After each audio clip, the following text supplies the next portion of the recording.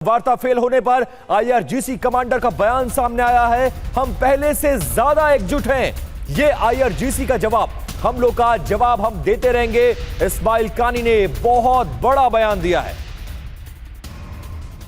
और US Iran वार्ता से जुड़ी एक और बड़ी जानकारी। यूएस ईरान से लीबिया मॉडल चाहता था। यूएस की शर्तें ज्यादा और गलत थी। ईरान ने कहा ईरान का यूरेनियम लेना चाहता था अमेरिका। लीबिया मॉडल की तरह ईरान यूरेनियम देने को तैयार नहीं था। शुरू से जंग ना करने की गारंटी भी नहीं दे रहा था, या तो ये कहता कि जंग नहीं होगी, ये भी गारंटी नहीं दी। अब देखिए, ईरान जो आरोप लगा रहा है कि अमेरिका लीबिया मॉडल को ईरान में अप्लाई करना चाहता था। ऐसे में यह जानना जरूरी है कि आखिरकार लीबिया मॉडल है क्या, तो वो समझ लेते हैं। देखिए, लीबिया मॉडल क्या है। 2003 में गद्दाफी और अमेरिका के बीच एक समझौता हुआ था और इसी तरह का समझौता अमेरिका ईरान में करना चाहता था। क्या हुआ आगे?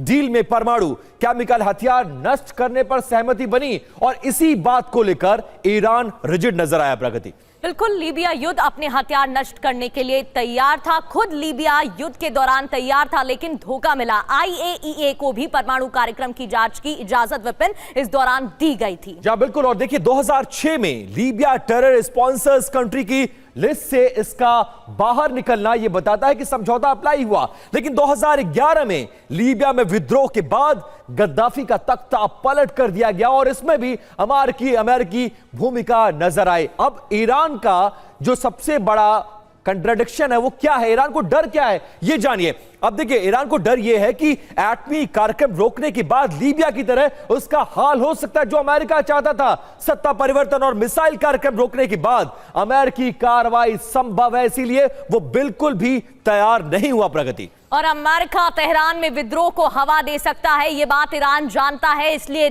डर भी है। एटमी कार्यक्रम रोकने का मतलब शासन का अंत भी है विपिन, और इस बात का डर है क्योंकि जो गद्दाफी के साथ 2003 में हुआ उसकी हत्या कर दी गई थी। ये ईरान अच्छे से जानता है और इस वजह से वो फूंक फूंक कर कदम रख रहा है। तो अमेरिका को लेकर जो अविश्वास है वो पूरी दुनिया में है और ईरान इस बात का गवाह, इसीलिए ईरान बिल्कुल चांस नहीं लेना चाहता। सीधे पाकिस्तान लिए चलते हैं जहां पर पूरी दुनिया की निगाह थी। Imran Ali being a journalist हमको ज्वाइन कर चुके हैं। इमरान साहब, पाकिस्तान में अब सेंस क्या है, माहौल क्या है? एक बहुत बड़ा एक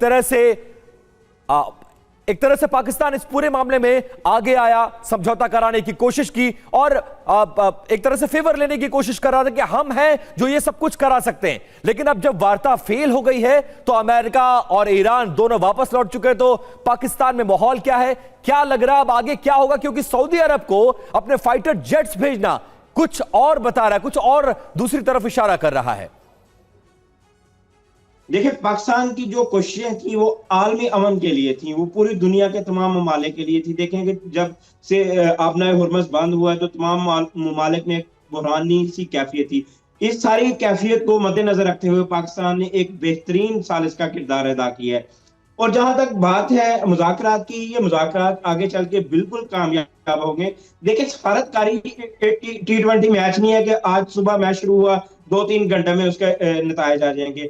ये मुज़ाकरात जो है अभी एक्सटेंड हुए हैं। मेरे ईरानी हाई ऑफिशियल से बात हुई है कुछ देर पहले, तो उन्होंने भी इस बात को कंफर्म किया है कि जो अमेरिका के साथ मुज़ाकरात की टेबल पे जब हम बैठे तो हमारी बातचीत इंतहाई मुस्बत रही है। लेकिन कुछ ऐसे निकात थे, स्पेशली यूरेनियम और मिसाइल टेक्नोलॉजी पे, जहां पे आके मामला जो थे ये तातुल का शिकार हुए। और आप इस बात को अंडरस्टैंड करें कि सफारतकारी जो है ये एक प्रोसेस है, ऐसा नहीं है कि फिर फौर उसके नताइज निकल आएंगे।